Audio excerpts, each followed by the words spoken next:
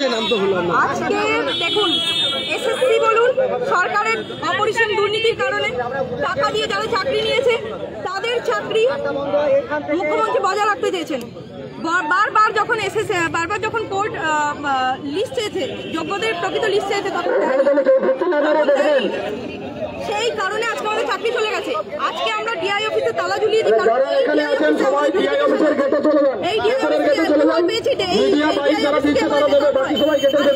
DI office থেকে এখন প্রত্যেকটা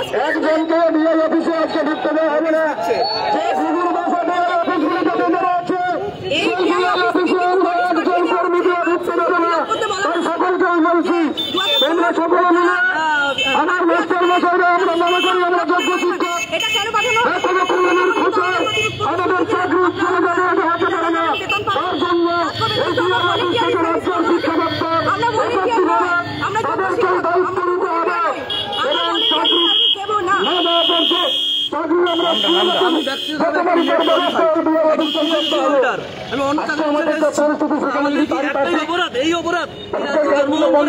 আমাদের কি এটাই অপরাধ?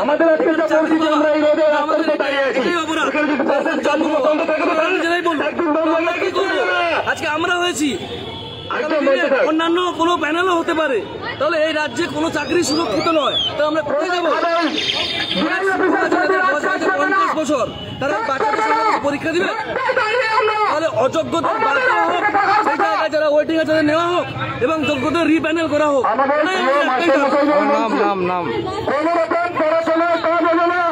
একদম আমরা 7 বছর চাকরি করার পর পরীক্ষা দিব।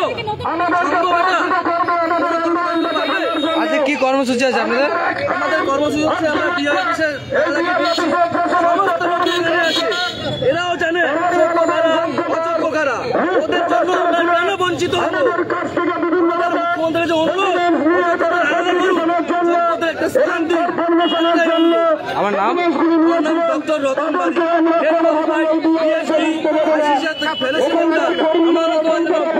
হাজার শিক্ষক আছেন।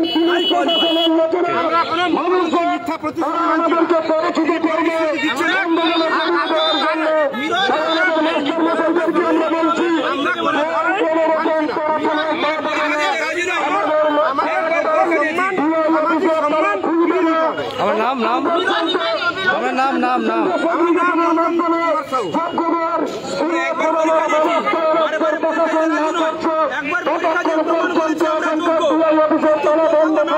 না থাকা সত্ত্বেও এই রাস্তায় কেন আমরা এর যোগ্য আজকে কোথায় ভুল ছিল, জবাব দিতে হবে।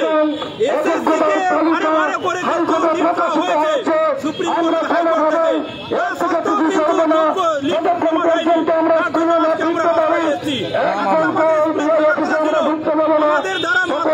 মাধ্যমিক খাতা দেখে আমাদের ছুড়ে ফেলা হলো, জবাব দিতেই হবে। আমার নাম মুখ্যমন্ত্রী হইবে ইনস্টিটিউশনের শিক্ষক ছিলাম। ঠিক আছে, মুখ্যমন্ত্রী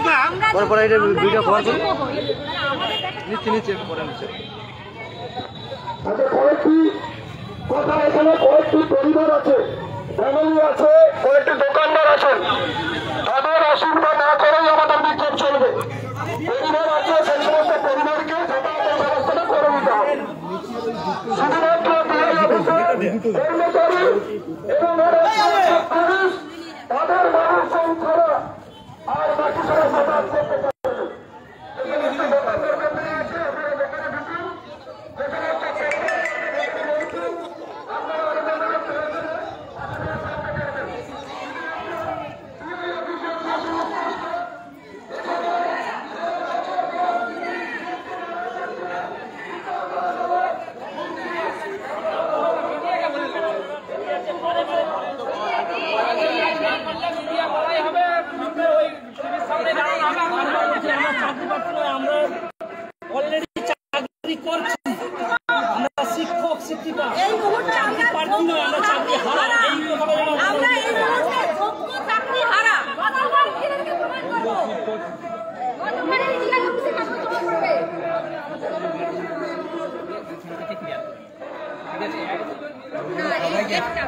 সবাইকে আমরা